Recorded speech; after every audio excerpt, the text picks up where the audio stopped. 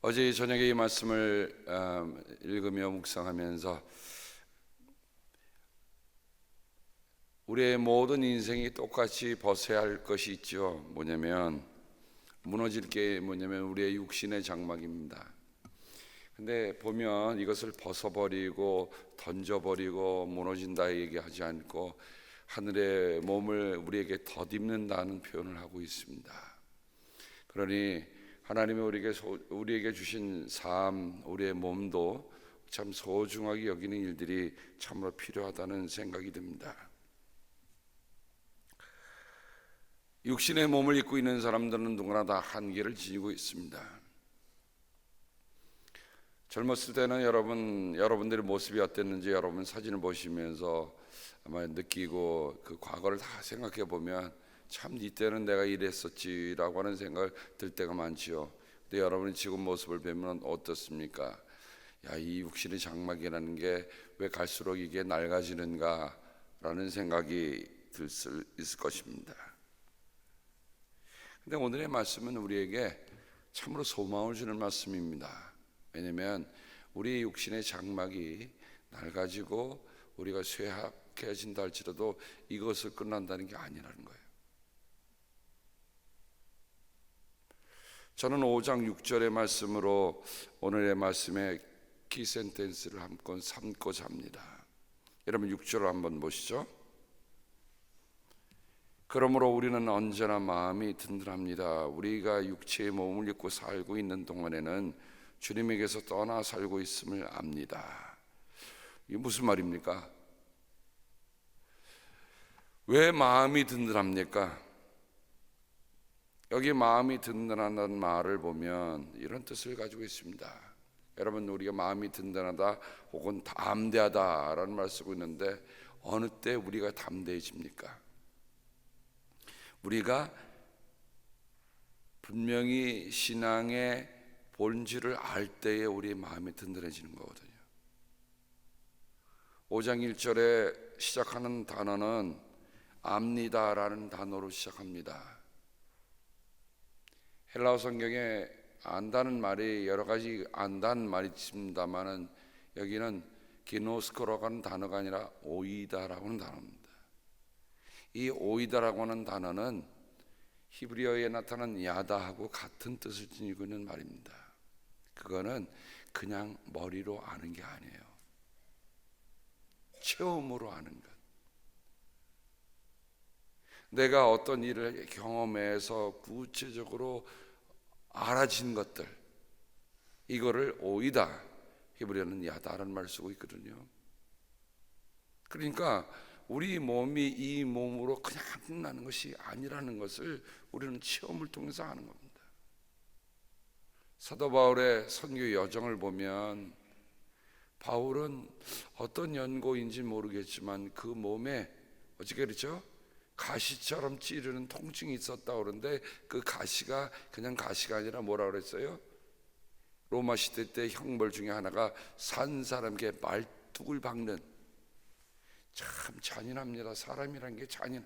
그러니까 로마 시대는 법을 더 고안하면서 어떻게 하면 잔인하게 노예들을 처벌할 수 있는가를 또 함께 갔던 그런 참 비참한 시대입니다. 사실에 보면. 그러니 산 사람에게 말뚝을 박으니 얼마나 힘들겠습니까? 근데 바울은 자기 자신에게 찌르는 육신의 고통이 바로 이런 말뚝으로 찌르는 그 고통이 자기에 있다라고 고백을 합니다. 그러니 얼마나 힘들었겠어요. 아마 사람이 고통이 오면 둘 중에 하나일 겁니다. 이 지긋지긋한 이 고통에서 빨리 나를 살려달라. 그러면 어떡합니까? 병이 낫든지 데려가시든지, 보통 우리가 그렇게 얘기합니다.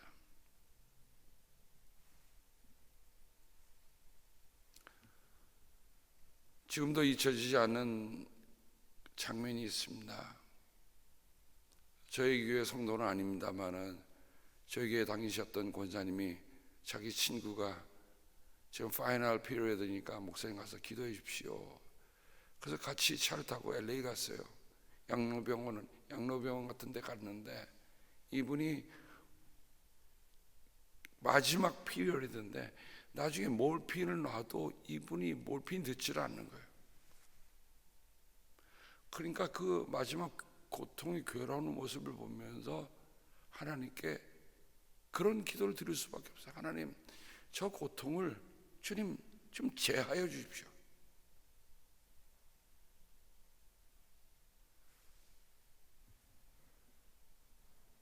그런데 우리가 이 육신의 몸을 벗어버리는 것이 아니라 하늘의 장막집이 우리에게 덧입기를 기도한다고 했습니다. 벗어버리면 다 될 것 같잖아요. 근데 바울은 그렇게 얘기 안 해요.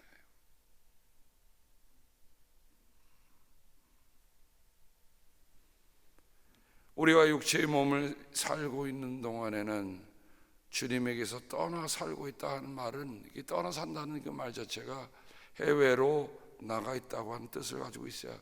고국을 떠났을 때. 그러니까 마치 우리는 이민자로 살아가는 거예요. 이민자로. 우리가 하늘나라의 시민이잖아요. 그러니까 우리가 지금은 뭐로 사냐면 이민자로 살아가고 있다는 것을 다시 한번 연상시켜 줍니다. 그렇지만 이민자로 살아가고 있지만 우리에게 무엇을 알아야 할 것인가, 무엇을 자신을 갖고, 무엇을 확신을 갖고, 어떤 용기를 갖고 살아야 하는가. 이 따레오라는 말이 바로 이 용기를 가진다는 뜻인데, 지금 말씀드린 확신, 용기, 자신감, 담대함, 이것을 가리킬 때 쓰는 말입니다. 하나님의 사람들을 부르셔서 하나님의 일을 맡기실 때에 하나님이 꼭 하셨던 말씀이 뭐죠? 용기를 가져라. 용기를 가져라.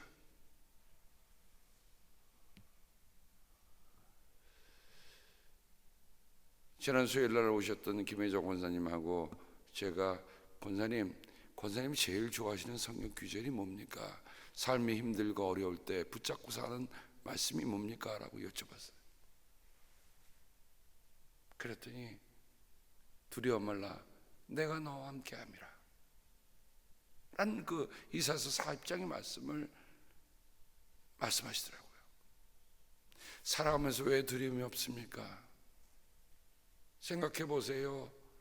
정말 월드비전에서 친선대사로 보냈는데 갔더니 웬일입니까? 총알이 왔다 하고 전부 다 수구리라고 엎드리라고 그러고, 결국 거기서 사람들도 만나지 못한 채 유엔이 보내온 비행기를 타고, 공항도 폐쇄가 돼 있어서 유엔이 보낸 비행기를 타고 그냥 나왔다고 그러잖아요. 여러분, 그런 속에서 왜 사람들이 왜 두려움이 없겠습니까? 좋은 일하고 선한 일하고 그 아이들을 만나고 그들을 격려하고 사랑의 선물을 나눠주고 간 판국인데, 했던 일을 다 하지 못하고 황망 떠나올 때 사람들의 마음이 어떻겠습니까? 그런데 그 가운데 마음이 위로를 주는 건 두려워하지 말라, 내가 너와 함께합니다. 내가 물속을 지날지라도, 내가 불속을 지날지라도 물이 너를 침몰치 못하게 하시며 불이 너를 거르리지 못할 것이다. 여러분, 그 이사야서 40장에 있는 그 고백은 이스라엘 역사가 가져왔던 그 모든 고백이 통틀어서 함께 있는 겁니다. 그들이 어떻게 홍해를 건너왔습니까? 그들이 어떻게 요단강을 건너왔습니까? 다니엘의 세 친구 사드락 메삭 아벳느고가 어떻게 그 풀무불 속에서 건짐을 받았습니까? 어떻게 다니엘이 그 굶주린 사자의 입에서 건짐을 받았습니까?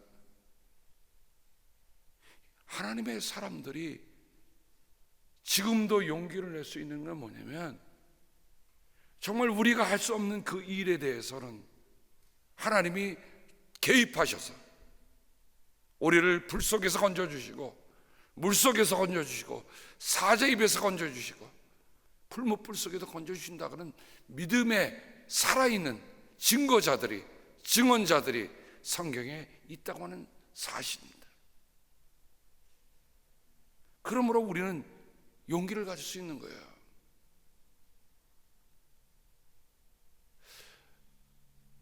하나님의 은혜로 왜 이 쓸데없는 자, 왜 구속하여 주는지 나는 알 수 없지만 내가 믿고 또 의지함은, 여러분, 우리가 갖는 용기나 우리가 갖는 확신이나 우리가 갖는 담대함이 어디서 나오는 겁니까?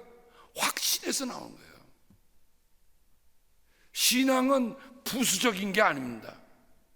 신앙은 삶의 본질이에요. 우리의 육신의 장막이 지금 낡아지는 걸 본다 할지라도 우리가 거기에서 좌절하지 않고 우리가 용기를 낼 수 있는 이유는 무엇인가? 바로 이런 확신, 이런 믿음이 바로 우리의 삶의 가장 기본적인 토대라는 겁니다. 그런 저는 바울이 나는 담대하다, 나는 용기를 가진다, 나는 확신을 가진다, 언제나 마음이 든든하다는 이 말이 그렇게 끌릴 수가 없더라고요. 5장 8절을 보십시다. 5장 8절에 보면 바울은 다시 이 따라오라는 말을 다시 쓰고 있어요. 우리는 마음이 든든합니다. 우리는 차라리 몸을 떠나서 주님과 함께 살기를 바랍니다. 그래요, 우리가 이민자처럼 하늘나라 시민인데 이 땅의 이민자처럼 살고 있지만 우리가 갖고 있는 마지막 종국적인 삶은 뭐예요? 주님과 함께하는 삶이다. 그래서 바울은 그 주님과 함께하는 삶을 고대하면서 살고 있는 거예요. 나는 주님과 함께할 것이다 하는 이 하나의 확신이 그를 어떤 상황 속에서 흔들리지 않고 자신의 당하는 여러 가지 어려운 형편과 고통 속에서도 그를 건져주는 담대함으로 남아있는 것을 봅니다. 바울이 이 말을 성경에 5번을 쓰고 있어요. 바울이 주로 쓰고 히브리서에 딱 한 번 쓰고 있는 단어입니다. 고린도후서 7장 16절에 보면 내가 여러분을 온전히 신뢰할 수 있게 된 것을 기뻐합니다 라고 얘기합니다. 신뢰하는 것도 온전히 신뢰하는 것도 같은 뜻이구나. 사람이 말이에요, 어떤 사람을 신뢰하게 되면 그 사람과 나의 무슨 관계가 생깁니까? 괜히 그 사람만 생각해도 마음이 든든한 거예요. 그렇죠? 그 신뢰관계가 견고해지면 그 사람만 생각해도 마음이 든든해져요.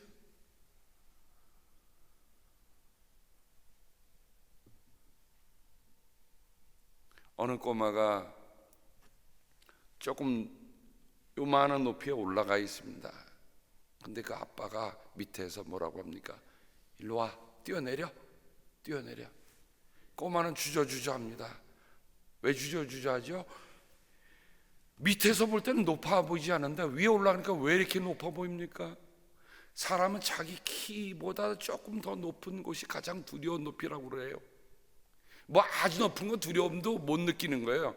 그러니까 자기 한 2배 정도 되면 이게 제일 두려운 높이입니다. 그러니 이 아이가 어떡합니까? 내리지도 못하고 주저주저하는데 그때 아빠가 뭐라고 해요? 아빠한테 와, 아빠가 받아줄게. 아이는 둘 중에 하나를 선택해야 할 겁니다. 그냥 못 내려가서 징징 울면서 아빠가 내려주든지 아니면 아빠를 뛰어내리든지. 우리의 믿음의 삶은 늘 이 두 가지예요. 어떤 어려움이 만나면 울면서 하나님 도와달라고 하는 경우가 있고, 아니면 하나님의 품속으로 그냥 뛰어드는 거. 우리는 어떤 신앙의 타입인지 한번 우리 스스로에게 물어볼 수 있기를 바랍니다. 그러니 나는 여러분을 온전히 신뢰할 수 있게 된 것을 기뻐한다고 그랬는데, 이제 바울이 고린도에 있는 성도들이 너무 문제가 많았어요. 근데 그들의 문제가 점점 그리스도로 인해서 해결이 되면서 하나님께로 가는 걸 보니까 이제는 온전히 신뢰할 수 있게 된 것을 기뻐한다고 얘기합니다. 여러분, 목사와 성도 간에도 이런 신뢰 관계가 형성돼야 돼요. 세상이 뭐라 그래도 나는 우리 장로님 믿어요. 이렇게 되면 세상은 더 이상 공격할 수가 없어요. 누가 뭐래도 나는 우리 목사님이 죄송합니다 이런 표현에. 나는 우리 목사님 뭐를 쓴데도 내가 믿는다.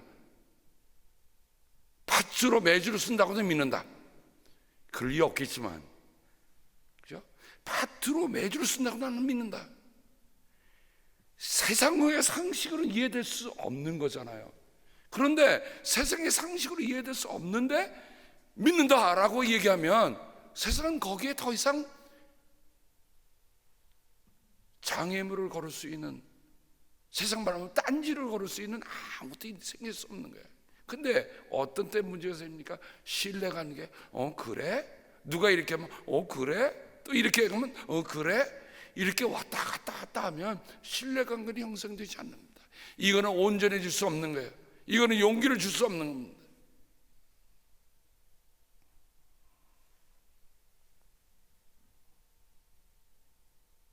다른 거 몰라도 우리 목사님 나를 위해서 기도하셔.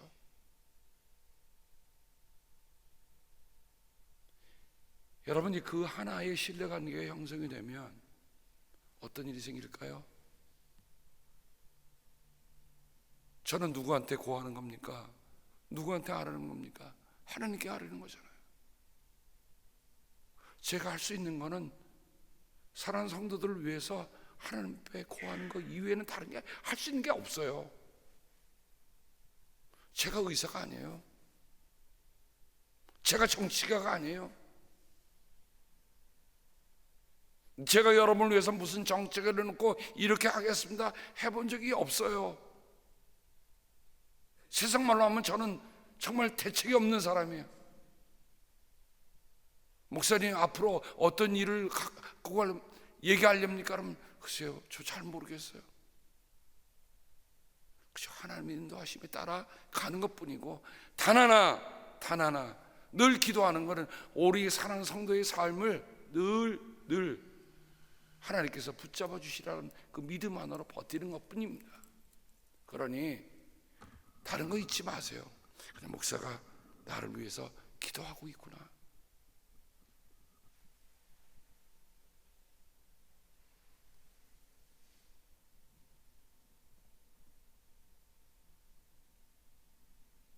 이틀 전인가 저 벽에 있는 시계, 큰 시계.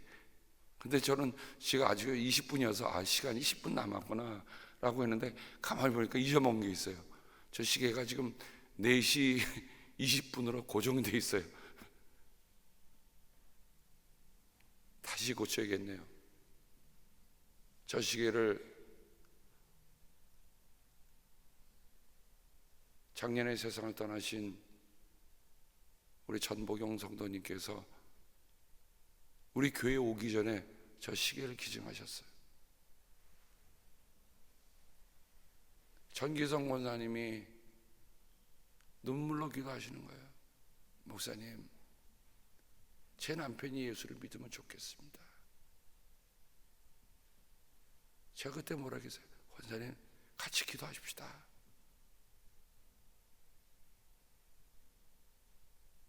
그래서 기도하는데 저 시계를 보내오신 거예요. 그래서 제가 마음속에 딱인 거야. 이분이 시계가 먼저 오니까 그 다음에 몸도 오시겠구나. 정말 시계가 오고 어느 날 신방 갔다가 그분을 길거리에서 만나게 됐습니다. 그리고 제가 말씀드렸어요. 따뜻하게 큰 시계 보내주셔서 제가 설교할 때나 제가 시계를 보면 얼마나 좋은지, 저는 정말 그렇게 큰 시계 본 적이 없습니다. 고맙습니다. 그분이 저 중고 시계를 사다가 구해다가 저걸 조립해서 교회에 주신 거예요. 그러니 얼마나 고맙습니까? 그래서 교회 꼭 오세요. 근데 놀라운 거는 네 대답하신 거예요. 그리고 교회 오셨어요. 그리고 세례 받으셨어요. 세례 받고 그 다음에 세상 떠나셨습니다. 여러분, 사람이 하는 일이 참 모르는 일이에요. 그런데 저 시계가 어떻게 또 가지 않는 거예요. 그래서 다 또 어느 분이 다 뜯어놨어요. 근데 무슨 마음이 드냐면 저 시계를 다시 고쳐놔야 되겠다. 비록 몸이 오기 전에 교회에 시계를 보냈던 그 마음이 어떤 마음일까? 소중한 마음이 들더라고요. 이게 목자의 마음뿐이 아니라 우리 마음 아니겠습니까? 바로 이런 일들이 사람과의 관계의 신뢰관계 형성뿐만 아니라 하나님과의 신뢰관계도 그거 아닙니까? 여러분, 우리가 뭘 믿고 사는 겁니까? 세상을 믿고 사는 겁니까? 아니에요. 세상은 우리에게 해줄 거 아무것도 없어요.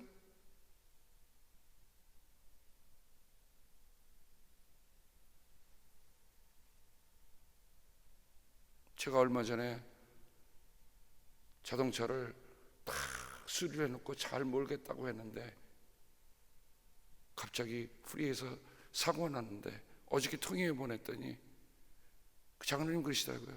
목사님, 아무래도 토를 놓으셔야 될 것 같습니다. 생각해 보세요. 저도 시간 들이고 돈 들여갖고 다 고쳐갖고 이제 잘 쓰겠다 갖고 딱 한 번 몰았는데, 그래서 어저께 감사했어요. 이렇구나.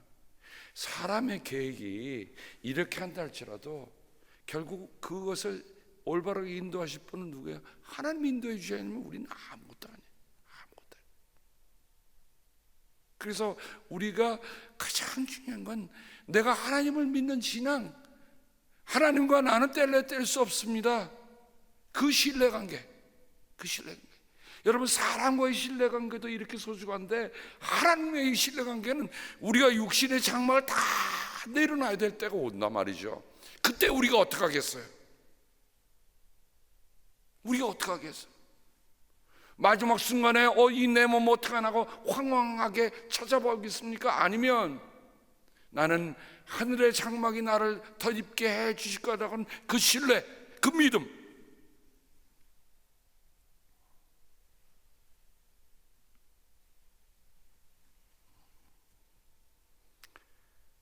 우리에게 이런 신뢰관계가 꼭 살아있어야 9절, 그러므로 우리가 몸 안에 머물러 있든지 몸을 떠나서 있든지 우리가 바라는 것은 주님을 기쁘게 해드리는 사람이 되는 것입니다.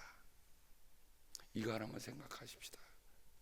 주님을 기쁘게 해드리는 사람이 되는 것입니다. 어떻습니까? 나는 나를 믿어주시는 하나님 아버지, 나를 붙잡아 주시는 하나님 아버지, 내 육신이 낡아질지라도 그 육신을 끝나는 게 아니라 내게 하늘의 장막을 덧입게 해주시는 그 하나님 아버지, 난 그 아버지가 좋아. 난 그 아버지를 난 믿어. 난 그 아버지 때문에 내가 용기를 가질 수 있고 확신을 가질 수 있고 담대함을 가질 수 있어. 그러니 나는 오늘도 나를 믿어주시는 아버지를 기쁘시게 하련다. 기쁘시게 하련다. 저는 오늘도 그렇게 기도합니다. 하나님, 제가 오늘 일 하나를 통해서 하나님을 기쁘게 하기를 원합니다. 하나님 기쁘시게 하기를 원합니다.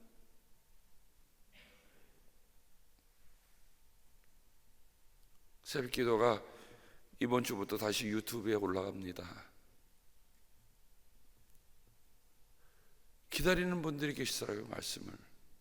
근데 생각해 보니까 나올 수 있는 분들은 들으시지만 못 나올 수 있는 분들은 어떡하십니까? 그래서 오늘 새벽까지 설교 4편을 다시 다 올렸어요. 세상이 볼 때는 미련한 짓같이 보일 수 있습니다. 그러나 하나님의 말씀을 나누고 하나님 기쁘시게 하는 일이라면, 하나님의 말씀을 기다리는 성도를 향해서 내가 할 수 있는 일이 뭘까? 자그마한 일이지만 함께 나누는 것, 이것도 하나님 기쁘시게 하는 일이라면 왜 하지 않아야 되나? 오늘 이 아침에 우리가 기도할 때 하나만 생각합시다. 내가 용기를 가지고 확신을 가지고 담대하게 살아가는 것이 하나님을 기쁘게 하는 거구나. 그죠? 왜 그렇습니까? 히브리서 11장에 믿음이 없이는 하나님을 기쁘시게 할 수 없다. 그러니까 우리가 용기를 갖고 사는 거냐, 하나님 기뻐하는 거예요. 우리가 지질이 궁상으로 막 울면서 그냥 비틀비틀하면서 사랑하는 게 아니라 하나님 내게 주신 삶 소중히 해서 감사해서 내 믿음에 살겠습니다. 담대하게 사랑하는 걸 보면 하나님은 어떻게 하시겠어요? 기뻐서 더 응원하시면서 더 힘 주시지 않겠습니까?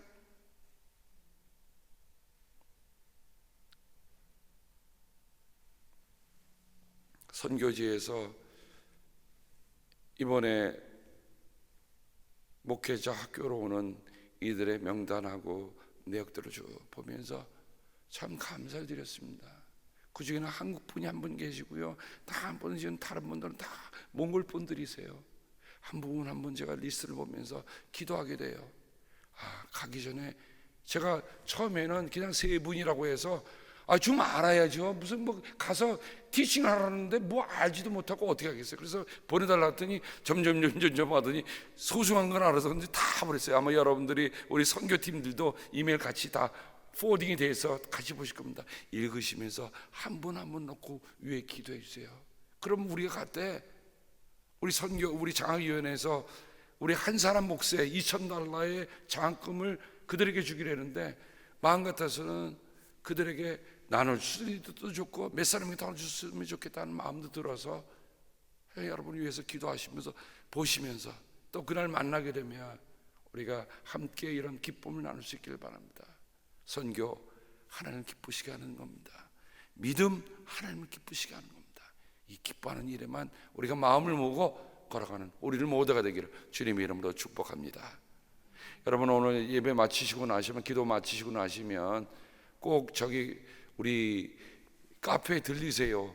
열심히 준비하시는 분들이 그냥 가시니까 마음이 섭섭하실 거예요. 가서 들리셔서 같이 나누는 것도 우리가 기쁨을 함께 하는 일입니다. 기도하겠습니다. 하나님 아버지 감사합니다. 우리가 어떻게 하든지 하나님을 기쁘시게 하는 사람이 되는 것은 바로 하나님이 주시는 용기, 하나님이 주시는 담대함, 하나님이 주시는 하나님에 대한 그 확신을 갖고 사는 것임을 우리가 말씀을 통해서 다시 한번 깊이 나눌 수 있게 하셔서 감사를 드립니다. 우리 모두가 다 제한된 사람들입니다. 하지만 우리가 이 제한된 육신을 넘어서는 하늘의 놀라운 은혜가 있음을 늘 알고 살아가도록 함께하여 주시옵소서. 감사하고 또 오늘은 우리 청지 모임, 속회 인도자 모임이 있습니다.